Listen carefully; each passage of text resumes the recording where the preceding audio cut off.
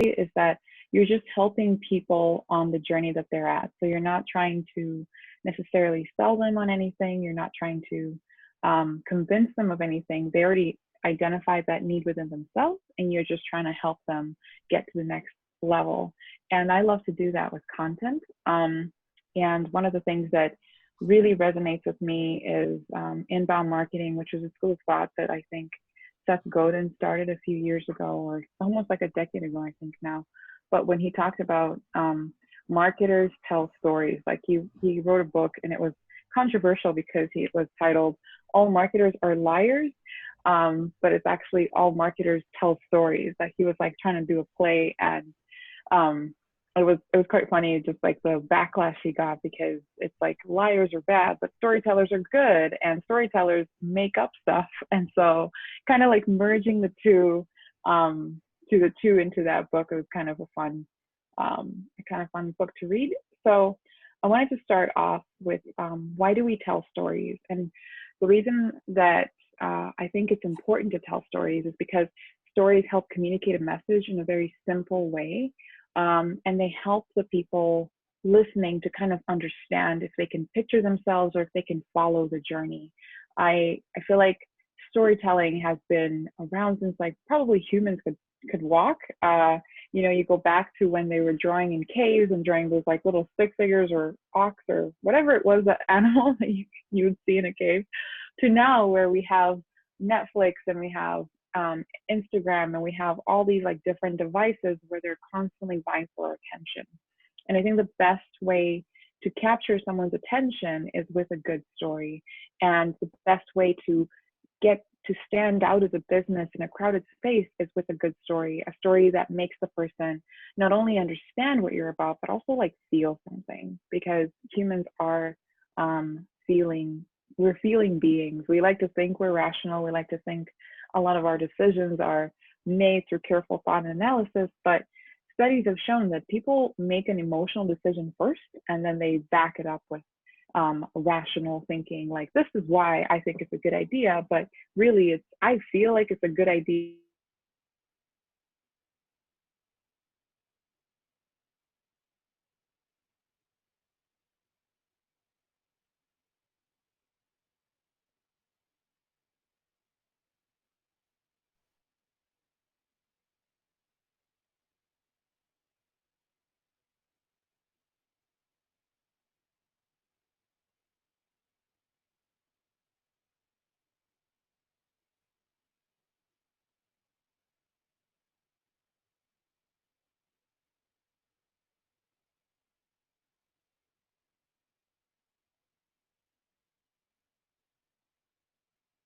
And here's why. So that's one part. So,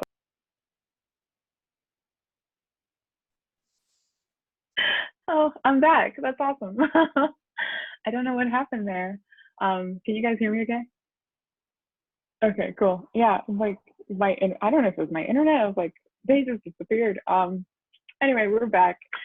So what a good story isn't like this long convoluted message. It's not like a 10,000 word article. It's not about you and your sales goals, or an advertisement, or boring. It's not something just like cool to share.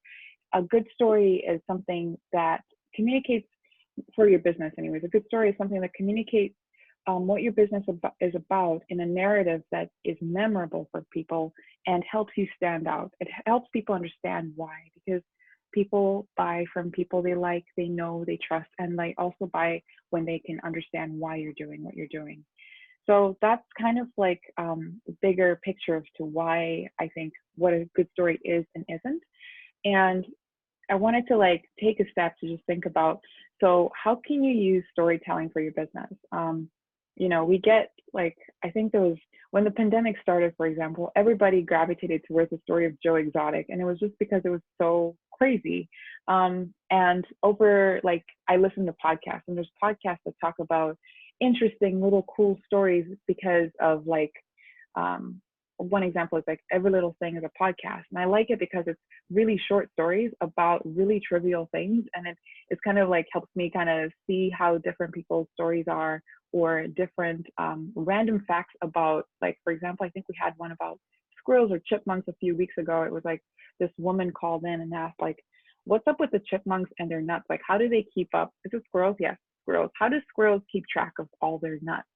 And you'd think, okay, cool. Like, why are you like interested in this? And what the podcaster does really well is when she calls her back, she asks like, so tell me more about why you brought up this question. And you find out like a cool story about the person, and that they like have this little like, she thinks that squirrels are the coolest thing, and she has this little bird feeder that's on the ground for squirrels because like it's easier for them to access, and she fills it up and she watches them, and it kind of gives her some sense of joy to just watch these animals kind of like running around with their nuts. And that is like a good intro into the story about the squirrels, because now you're looking at it from the lens of the person. They're kind of like a conduit from this question that I honestly had never pondered, to like, wow, yeah, this is fascinating. So how do they keep track of like nuts? And little known fact, squirrels vary about 10,000 nuts a year, and they know exactly where they are. So it's just like, it's a fun show. Just that wasn't in the what I was going to talk about, but we're hanging. So how can you tell a good story for your business? Like, you're not, you're not, for example, you want to communicate, you want to write impactful content because you understand content helps people get to know you. You understand that, search engines crawl content, and that's how people find you. And when people come to your site, that's what they look at. So how can you use how can you use the storytelling skills in that environment? And the thing that I like to look at is similar to that podcast, where the person will look at what is this person like? Why are they interested in this topic? It's good to look at who are your customers, and why are they coming to you? Like, what does their day look like? What are they struggling with? What is the challenge that they keep running up against that leads them to you?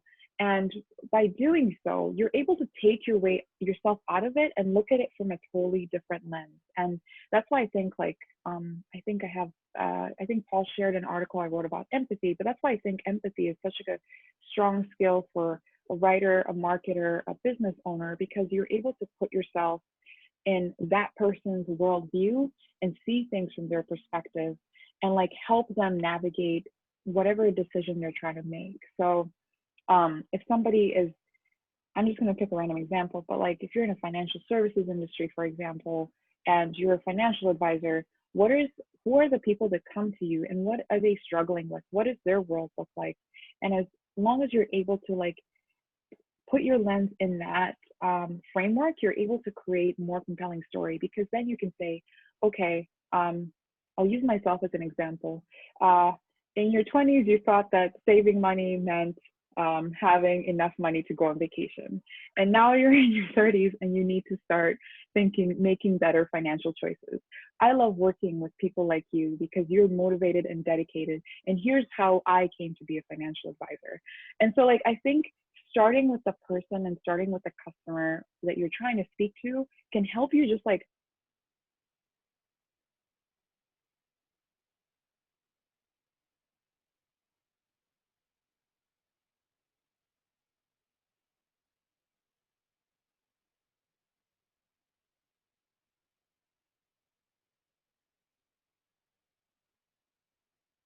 come up with that story and see that narrative. Especially, I'm using consulting, but it applies to different industries. But when you come across examples like that, that help that you look at the person and the person feels seen and heard, they're more likely to give you that second chance to say like, okay, what are you about? Like, what is your business about? How can you help me? Because you obviously get me. We understand each other. So now it becomes more about the rational, like, and I have X amount of experience and I've helped clients do this. But when you lead with that person and you lead with that story of like, yeah, here's something, you get it, and here's why I work with you, again, part of that story, and then here's some facts to back it up, you tend to be a lot more memorable, you tend to stand out a lot more, and you also tend to attract the kinds of people that you love working with. And as a freelancer, I have like so many different clients, but there's definitely clients I really love working with. And if I can just like attract those kinds of clients, that would make my day. And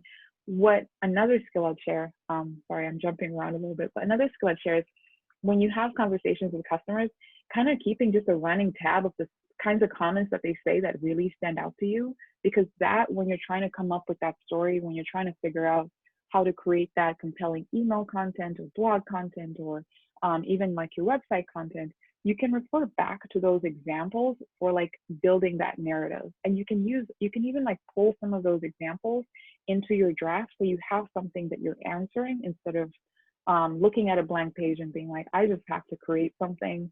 I just have to get this post out there. I just have to like send this message. But you have something you can start with, like, okay, this is what it's for, and this is what they're struggling with, and here's why this is important to them. Here's how I can help them, and here's why it's really important to me to help this kind of person.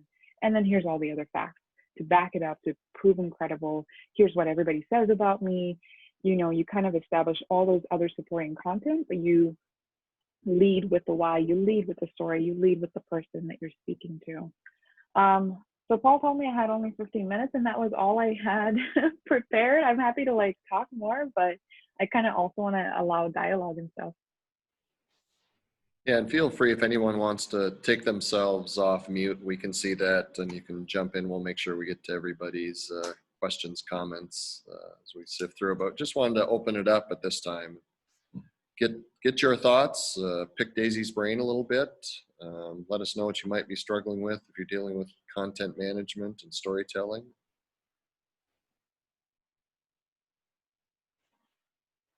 And Maddie had asked a question, Daisy, about if you know the author and title of the book that you referenced at the beginning of your presentation. Oh yeah, Seth Godin. Godis? Godin. Seth. Oh, I'll type it actually. Okay.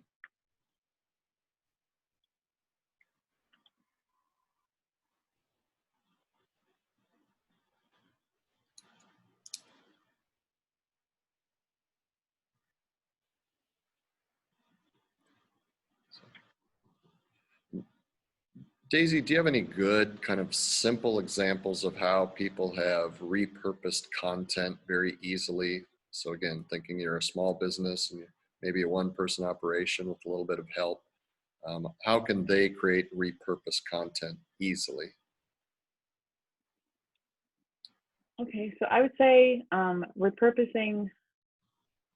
I love repurposing content because any business typically has something that they can use. So, for example, I worked for a company that would create written newsletters and stuff like that, and they had been doing this for many years.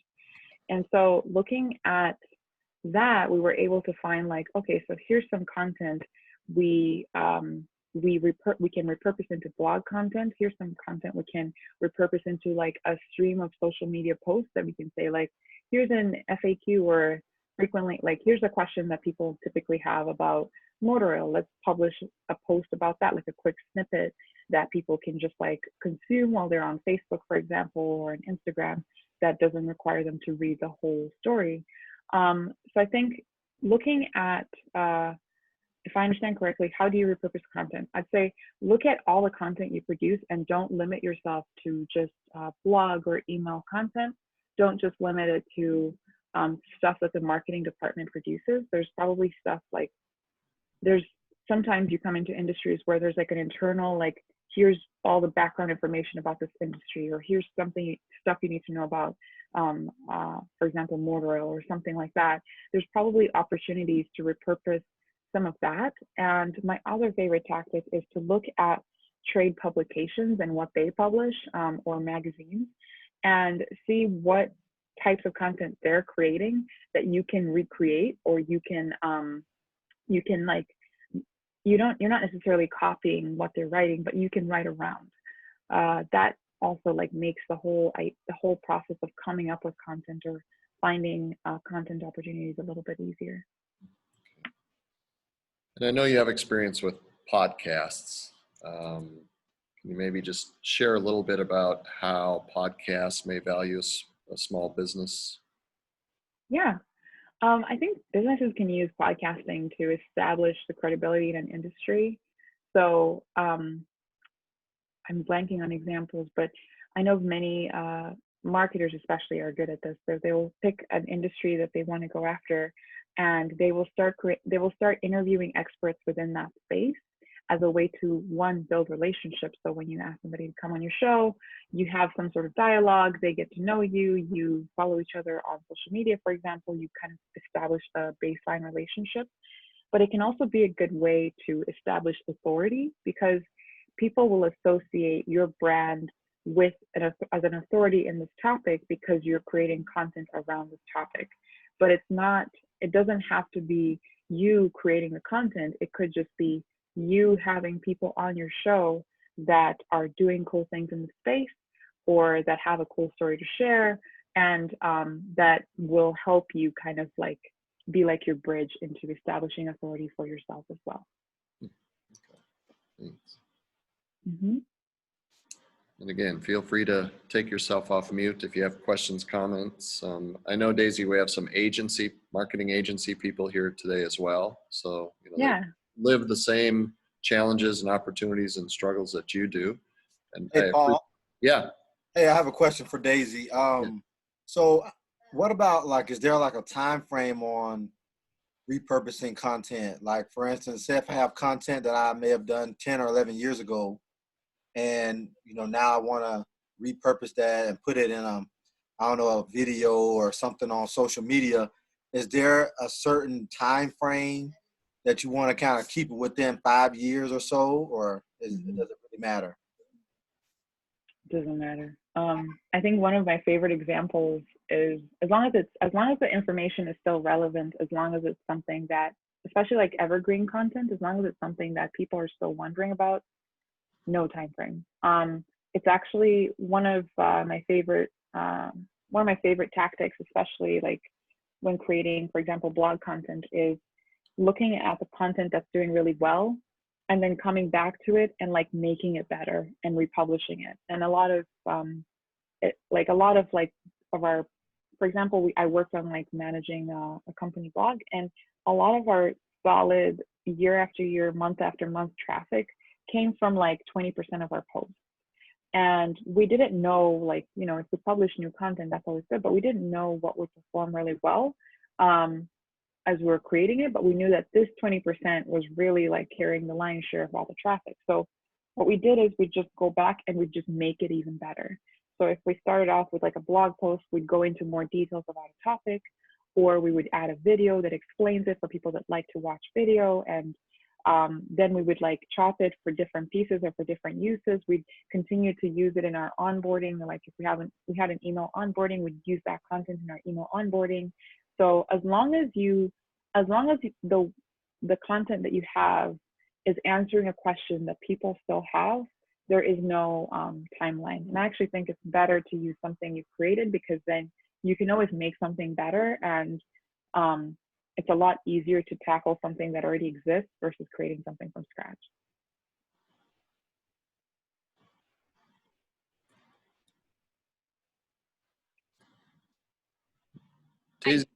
Oh, go ahead, Sarah. Yeah, hi. I'm just kind of making the question up as I go here. No worries. So we're coming up with different topic ideas right now for either blogs, email marketing, social media, to show our expertise in different areas. We have a creative agency, and I've noticed some things that maybe get more traction on social media aren't exactly showing our value or expertise. They're just more interesting to people. So like we got to figure out a way, maybe how to merge the two. Like regular just people photos might be something funny, get comments, likes or something, but if we're just showing here's how we do this, or some tips on this, then there's no feedback or interaction. So what have you found that's the best? Yeah, I'm curious, what kinds of content perform really well for you, like right now that you've noticed? Well, example, a very recent one was a new hire that got a lot more comments because it's related to a person. So then, of course, people they know can share it or say congratulations. Other things have just been like a cute photo of something that maybe had one of our logos on it. Just really basic. We're just starting to get more into daily posting of everything, which before it was very random. You know, whenever we came up with something to either have a blog about, or just a general post about something. So I can't say specifically right now because we're just starting to track all that data to figure out what's working, but I want to show like relevance, not just like, you know, fun, cute stuff. I totally get it. And I have two follow-up questions. So what platforms are you mainly focused on, and like who are the people that you sell your services to? Yeah, platforms for social media, Facebook, Instagram, and LinkedIn. Those three. And we just started posting LinkedIn. We had never posted there before. And then for email, we're using MailChimp for that platform. So those are the main ones. And then our services will be they're more small to bigger size businesses. And they go across from aviation, recreation, industrial. It's kind of like across a couple different industries. And then right now we're focusing a lot of product packaging. So we either go from, you know, we do digital like website development, and we also do a lot of branding and packaging. Okay. Wow. But we're not really focusing broad. on any marketing. It's not so broad because we're really focused on creative production of stuff. We're not doing marketing. Okay. So you design stuff. So you design a site, or you design packaging, or you design a banner, that kind of creative services. Okay. Cool.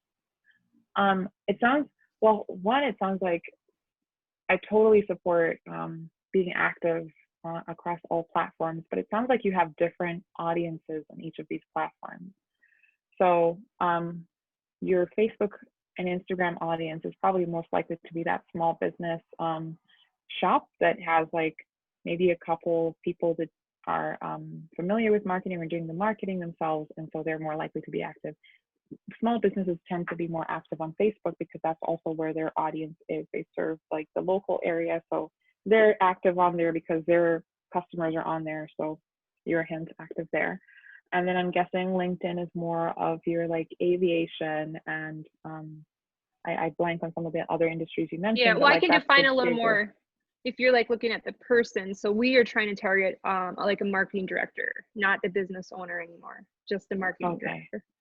Okay, so you're shifting to slightly bigger companies. Yeah. I think the thing that I've noticed about LinkedIn especially is like, one, it's a little bit more forgiving in terms of like length, like the descriptions people write. People who are active on LinkedIn and promoting their business, they tend to write slightly longer descriptions than you'd see, for example, on Facebook, and that gives you a little bit more room to play with. The other thing I'd say that I've noticed performs really well is like people from the company sharing their stories or sharing something about their day, their work, a client, a project. Like people on that platform still like seeing or knowing about a person. And so whenever you can empower like people on your team to start like writing about stuff that you guys are doing and kind of promoting, using them to like just tell the story, that is like a good thing. Or even using, for example, like when you want to establish your brand, and so publishing from your brand page is important because just like people seeing your brand every other day increases the likelihood that they'll recall your name, and when they're looking for your services, they'll remember you. But you can use like your, for example, like whoever's on the marketing or sales team to kind of add something to that story on their own profiles, like a personal part of a project. For example, if you like, we just completed this big packaging for this client, and you can like promote that on your brand page, but then asking like people on the marketing team, for example, to say like, yeah, here's the project we just worked on, and here's what I loved about it, and here's the process we went through, or like, I'm super proud of this work and I've worked really hard, or whatever. Like having those kinds of personal additions to like the brand story make that content a lot more likely to get wider reach. And it also helps your shareability. If you share it, you get more views, but it also helps like increase your brand recognition, because then you're being promoted through your employees, but it's coming through their own voice versus them sounding like the I mean, I'm just gonna say corporate, but like the brand voice versus how Daisy writes is totally different. Right. But people tend to like, even on LinkedIn, people tend to like learning about people, and they like I've seen like people posting like a photo of like their vacation and just being like, I'm taking time off and it's really exciting. I haven't been off of work since the pandemic started. So just kind of like those little tidbits of information that help you kind of form a better sense as to who that person is still performs well even on LinkedIn, which is like, you know, you think of LinkedIn as like a professional, like networking, hi, I'm Daisy, I do this. And but the kinds of content that I've noticed is like people ask a question or people share a personal story about a project or a topic. Those I've noticed have just been like, I'm not super active on LinkedIn, but every time I log in, I see something. I'm like, oh wow, yeah, that's really cool. Yeah, that makes a lot of sense. That's helpful. Thank you. Probably helps people. It's more authentic coming from the person than just the corporate business. Mm-hmm. Yeah, and it sounds like more like I think you can just tell when somebody is like, this is the person behind this writing this versus this is the mouthpiece for the organization, and they're just like, you know, posting something. So I think it increases the likelihood that people will engage with that content too. Thank you. Yeah, thanks for asking. Daisy, I'm curious if you spend much time helping your clients with competitive analysis. Yes. So my main background is in SEO, and competitive analysis is like one of the things you do when you're starting a project, is just kind of get a sense as to the lay of the land and how other people are ranking, what keywords they're ranking for, that sort of thing. I think I feel like I would feel at a loss if I couldn't do that. Like I feel like it kind of helps me establish like, okay, this is how these people go about ranking. This is how they talk about themselves on their social channels or on their website. Where can we differentiate ourselves so we sound different or unique? What are they missing in terms of like who they're talking to or who we're both targeting? And what are they really good at? Like I like knowing like what are some of our competitors really good at, because it helps me establish like, okay, we're probably better off starting somewhere where they're not so great at blank thing, and like leaning into our strengths versus trying to compete with them on something that they're really doing well at. Did I answer your question? I feel like I kind of like yeah. Awesome. Other questions, comments?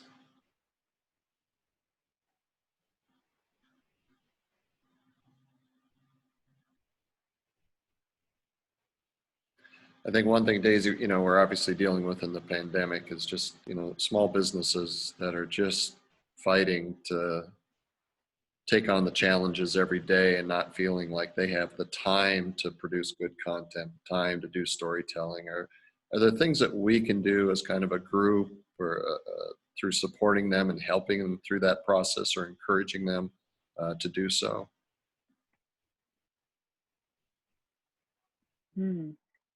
I think amplifying people's messaging is good.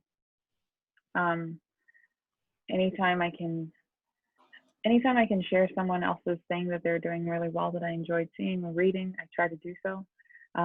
I used to be a lurker, so I was like a person that would go on social and just like look and just like not do anything and just kind of go on with my day.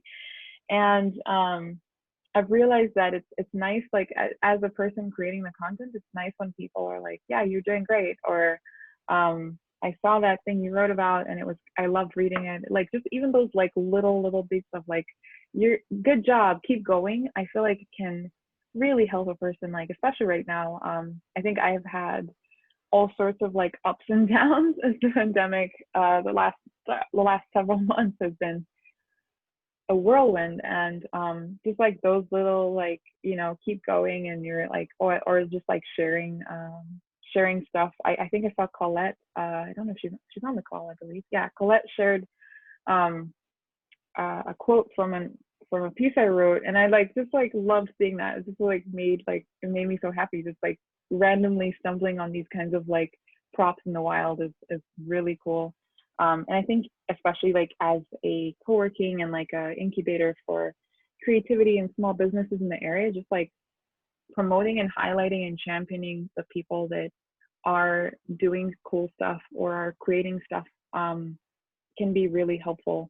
And that's like super easy. It doesn't require a lot of investment on like, you know, doing a like, you know, creating a whole system or anything. It's just kind of like having that being like, yeah, we're going to promote and support the people that are doing cool stuff, and we're just going to be that champion for people. I think like right now we all need people in our corner just being like, you can do it, just keep going, kind of thing. Yeah.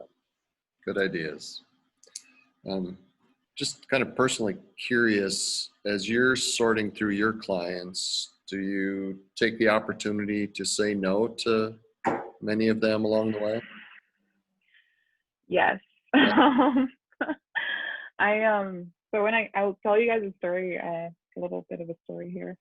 Um when I started, I was like, I'm gonna like only work on these projects because I have it all figured out. I've read all these articles, I know all these things. Like I had been reading about freelancing for like a year before I started. So I was like really excited to do all the things. And what ended up happening is, well, a pandemic hit, and then I like lost 2 clients in the space of a week, and I panicked, and I just was like, I'm just gonna take on all the stuff that comes my way. I'm not even gonna like think too much about it or like worry about my rate or anything. I'm just gonna like survive this pandemic. And that I'm like a big believer in like your mindset and stuff and like shifting your mindset, but that I think shifted my mindset into like a scarcity mode where I was like almost like anxious about like everything and just making sure I was doing everything.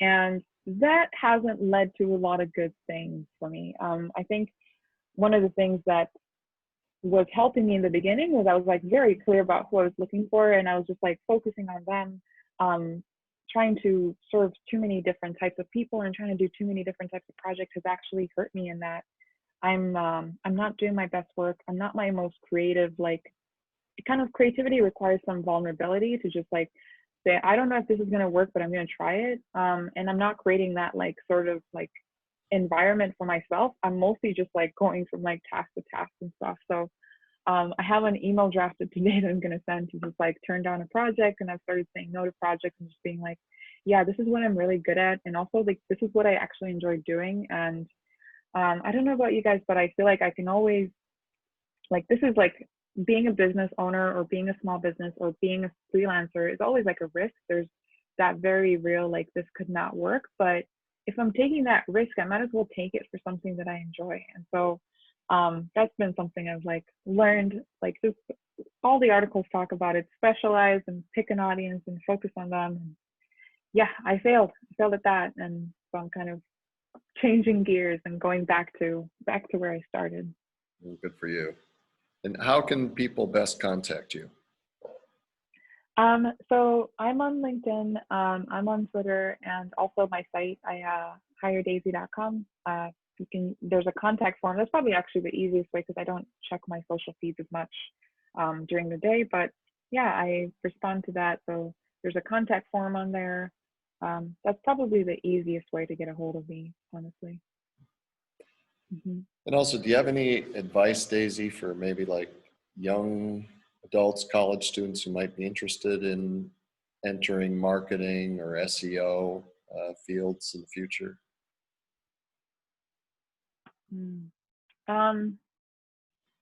Yeah, start a project and learn. That's been my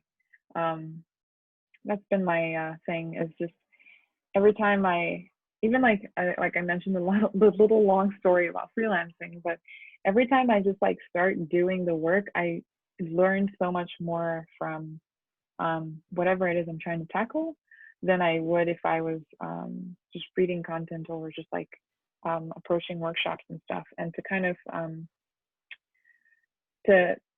I think there's something about just the experiences you get firsthand that really stick with you and that really help you either like understand concretely what you're going for or also understand the space, and it helps you build relationships. Like I love starting like little projects. Not all my projects have been successful. I've started things that have just been definite flops, no matter how much research I did. But I think that I've always walked away from like with a feeling of like, well, I tried that, it didn't work, and I learned so much about why it didn't work, and now I can like apply my focus and skills elsewhere. So I think just starting something and doing something that you think is cool or that you'd love to see out in the world is always like a good starting point. Thanks. And we know that Yeah.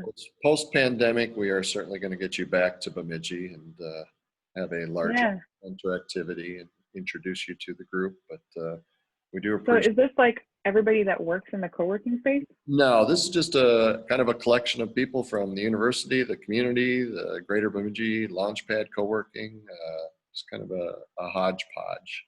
I like it. It's really cool. And we'll share a recording with others as well who wanted to be here but couldn't.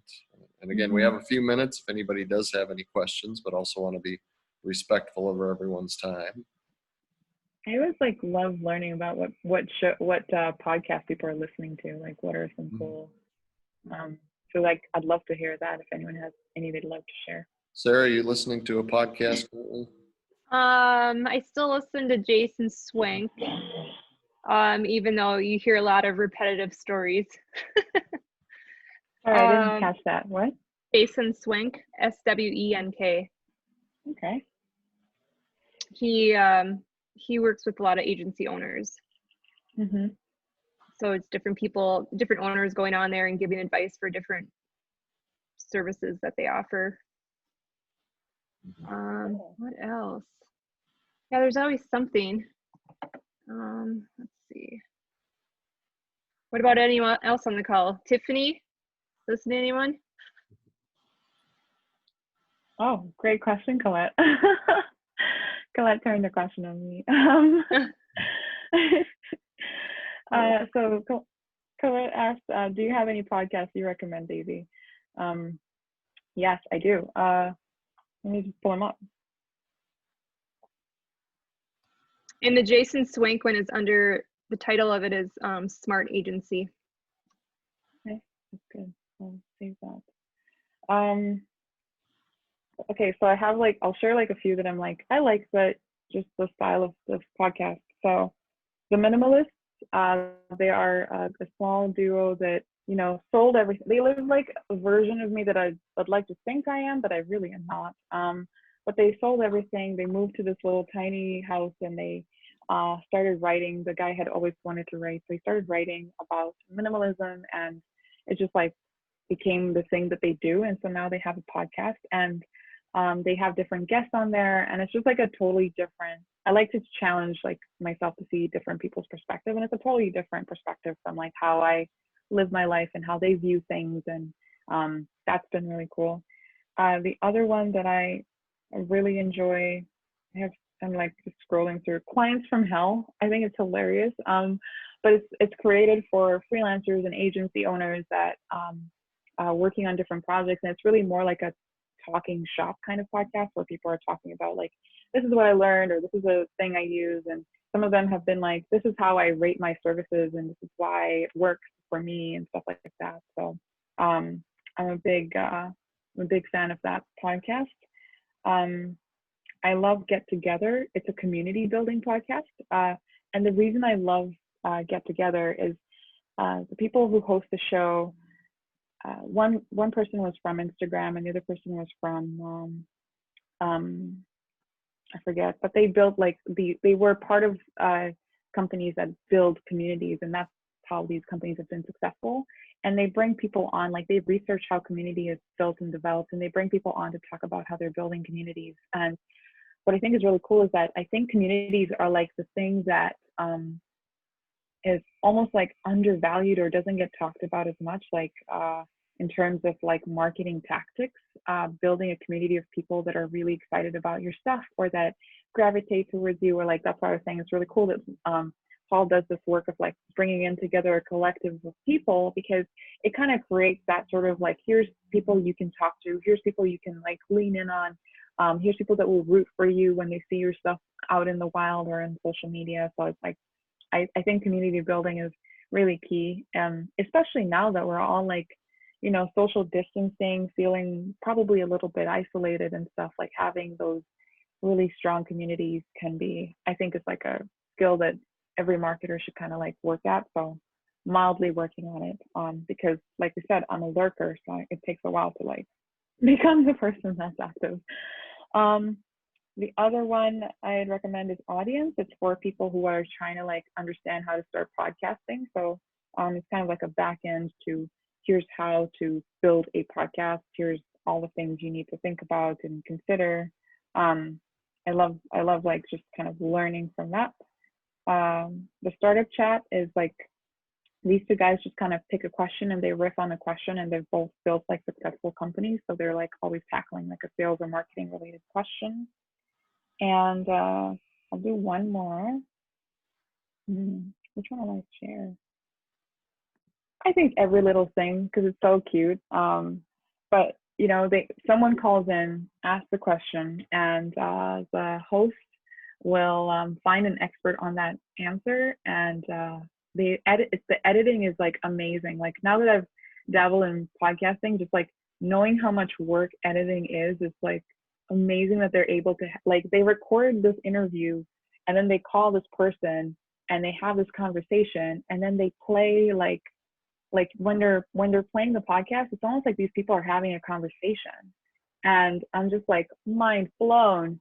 But also I love the structure in that, you know, somebody called and asked like, what do astronauts do when they come home? And again, this guy thought astronauts are like his hero. He had like NASA, like super big fan of like space, and just seeing it from that lens and just being like, yeah, astronauts are super cool. Like what do they do when they come home? Turns out like it's a pretty like it's a fun show, episode, so I won't ruin it for you guys, but you know, it turns out like, you know, it's kind of an adjustment to go from they brought on this astronaut that had lived in space for 11 months, and it turns out it's kind of an adjustment to come from living in space to coming back to Earth, and like you can't even like walk when you get out of this thing, and you're like she mentioned something that really was interesting for me to think about, but like your neck muscles kind of get weaker and you forget how heavy your head is. And I was like, wow, like that's never come across my mind. But like when you're in zero gravity, everything is weightless, and then you just come back to Earth, and like, yeah, like her neck, like she had to like get used to like using her neck muscles to hold her head up. And I'm like, this is somebody that's been in space. Like that's, yeah. So I love, like, I think that's like a fun like episode, just like it kind of gets my creative juices just flowing, just because I'm like just hearing all these like different stories, and it's really short, like 15 minutes I think, or 20 minutes an episode, maybe 30, but the stories are cool, the editing is like top notch, and yeah, those are my favorites. I binge on podcasts a little bit. One other one that has a lot of episodes in it is called Freelance to Founder. Cool. I like that. I know It's Dave more also, inter-industry. yeah, Dave mentioned the podcast How I Built This, and Maddie also mentioned that Netflix has a great intro to the minimalists in their documentary section. Yeah, I watched that. That was a really good one. Yeah, I think I'll see that. Yeah, that How I Built This. I've been listening to that for a couple of years. There's always good stories in there. Founder stories and how they survived, right? I've listened to one episode. Good stuff. Stuff. Anything else from anyone?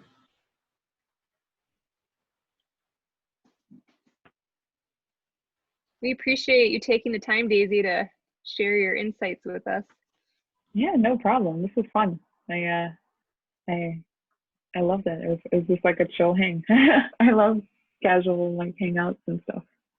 We greatly appreciate it, Daisy, and like we said, it's just the beginning of the relationship. So look forward to more. But, and also thanks to everybody for jumping on and taking time out of your day, and happy Friday to everyone. And hope everybody gets a chance to connect with Daisy. Yeah, thank you all for hopping on the call. Thank you, Daisy. Yeah, thank you. Bye, Maddie. Bye, everyone.